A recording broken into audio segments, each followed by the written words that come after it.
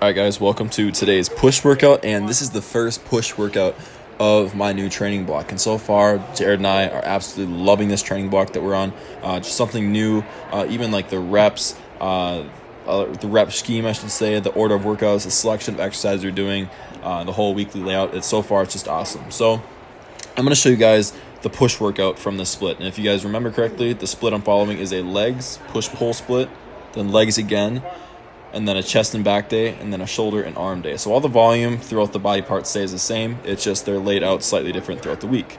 So here on our push day, we're starting out with a dumbbell bench press, and I'm moving away from starting out with a barbell press just because just after doing research, I'm learning that compound lifts such as a barbell press or something can really potentially cause injury, especially if your tendons aren't warmed up yet. So we're going to start out with something that's not quite as taxing and demanding as a barbell press. We did incline press, 3 sets of 8, increased the weight to each set of 8, and then we worked up to our top set of 8, which was as heavy as we possibly can go with perfect form, and we did that to failure. So what you're seeing here is we moved on to a plate-loaded chest press, and what we did that, a few warm-up sets, we did one working set, and then after that working set, we just did one more set to failure, and then we dropped the weight down for a drop set. So only 2 sets. If you're getting really technical, it could be like 3, but just one kind of light set and then one set to complete failure. And then after that, we moved on to a low to high cable lat raise, single arm, just to get this delts warmed up, the side and rear delts warmed up before we get into like our heavier delt focus movement of the day, which is a lateral raise, which you're seeing right here. So really with the cable side raise, it's kind of just get the delts warmed up a lot. We're still going pretty hard on those, but it's more so just to get the delts full of blood. And then we can go really hard on the lateral raise. And we did that, was a rest pause set. So we did one big set to failure. And then within about a minute after that, we did about 5 mini sets of about 4 to 5 reps, as hard as we could go, resting about 10 seconds between each set. So now here we're doing a pec deck fly. Here we did 3 sets, 3 working sets, a few warm-up sets like always. The first 2 sets, RPE 8, leaving a few reps left in the tank, kind of get the chest warmed up again. And then we did one heavy set to complete failure towards the end. So now we're done with chest and shoulders for the day, and we're moving on to triceps. So we're starting out here with a lying cable tricep extension. And these lying cable extensions I've been loving recently because unlike a straight bar or dumbbells when you do skull crushers, the tension easily comes off at the top. And with the cable, it forces you to keep tension 24/7. And what we did here is we did the same rep scheme as we did with the incline dumbbell press, except we worked with sets of 10. So one light set of 10, another lighter set of 10, which is a little bit heavier than the first set, and then one last set of 10 to all-out failure. And we did some assisted reps towards the end of it. So now here, you're just seeing our last move of the day, which is a tricep pushdown.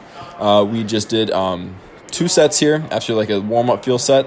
First set was about RPE 8, leaving a few reps in the tank, and the last set, we went absolutely all out. I'm here today to talk about how you should train during a fat loss diet or a fat loss phase in your fitness journey. So oftentimes, there's a lot of misconceptions when people diet down or when people try and lose fat, more specifically, or try and lose weight, prep for a show, or whatever it is. So this misconception that people oftentimes face is, how should I train? And I know when you first start out lifting or trying to get in better shape, you often hear this term or like misconception that's thrown around that in order to lose weight, you need to train with high reps, low weight, and to build size, you need to train with low or heavy weight but low reps. Now, right off the bat, I'm going to tell you that that is one of the biggest pieces of BS you'll ever hear in your time trying to get in better shape and with fitness. It's not true whatsoever.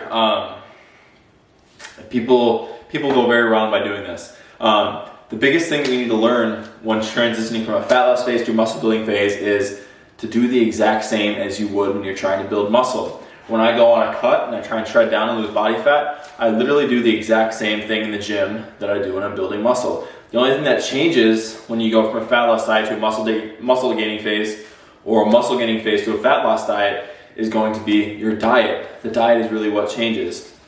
Now, for 99% of people who go on a diet and try and lose body fat, their training doesn't change whatsoever.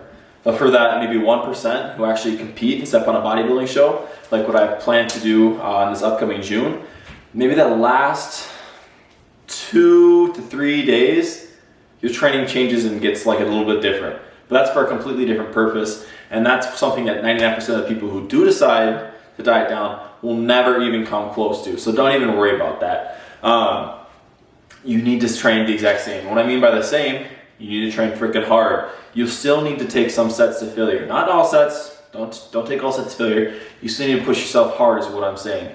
Don't automatically switch up your reps, switch up your weight.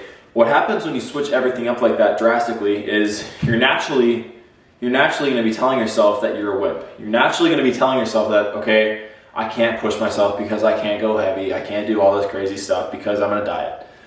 That attitude will kill you. That attitude will make you fail. You need to have that attitude that you're going to give it every single thing you got every single day.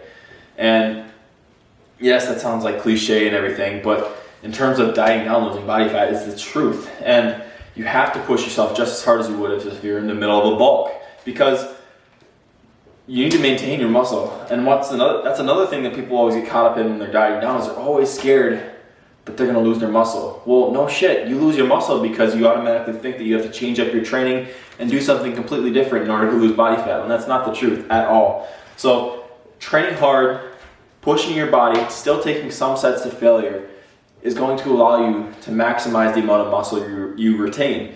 And if you're a beginner, you're most likely going to end up growing muscle too, because that's just your body is new and it hasn't adapted to training, so it's going to be forced to gain muscle because it's going to be put to a progressive overload.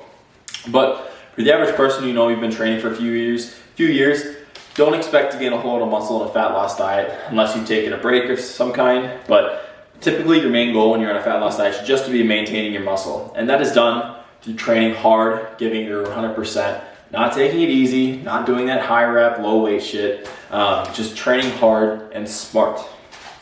And on the topic of training smarter, yes, there's a point when you can reduce the overall volume of your workouts, just because being that you're in a fat loss phase, you're not going to have as much energy. Your body's not going to be like as strong as it normally would be. So yes, it's at more of a risk for injury. And because of that, we may reduce the volume slightly. So what I mean by volume is reduce the number of sets, or reduce the number of sets you are taking to failure. So for example, in my bulk right now, I'm taking anywhere from 4 to 6 sets during my workout to complete failure. And when I say complete failure, I mean when my form gives out. In the middle of a fat loss diet, instead of taking 4 to 6 sets to failure, I may maybe take 3 to 4 or 4 to 5. Just reduce that slightly. And say I do 20 sets per workout in a bulk phase, like I would do right now, just around 20 sets. I'm not being completely exact here, but say 20 sets. In the middle of a fat loss diet, instead of doing 20 sets, maybe you do 16 to 17 sets. So you just set slight reduce in volume. Now just because you're reducing the amount of sets you take to failure or the amount of total sets, it doesn't mean it gives you an excuse to train like a wimp.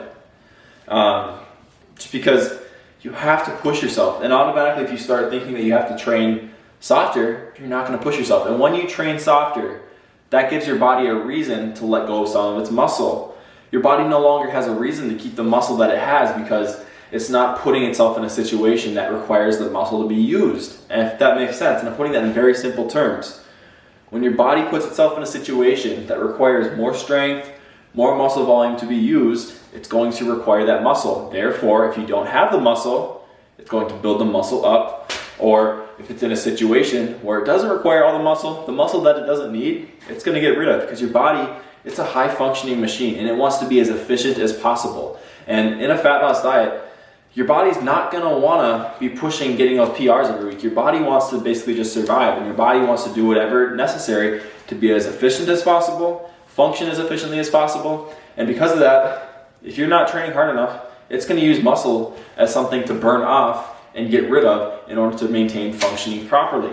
And that's just the really simple terms to look at it like that. So reducing overall volume is something that you might do later on, but for the first few weeks of a diet, train the exact same as you would year round. And most of us don't train that hard in the first place. So honestly, most of you probably, it's not even gonna affect you. But like for the person who trains hard in a bulk and trains hard when they're trying to build muscle, train just as hard. Just as hard, just as hard, just as hard. And sorry for repeating myself a lot here, but lots of these things are so simple. Like this is so simple, you just train hard, you don't take it easy. But people like to overcomplicate things, even myself included. I like to take a bit of information and all of a sudden overcomplicate it and turn it into something that is nowhere near what it should be. So just train hard. Don't think you have to do anything differently. Still push yourself, take some sets of failure.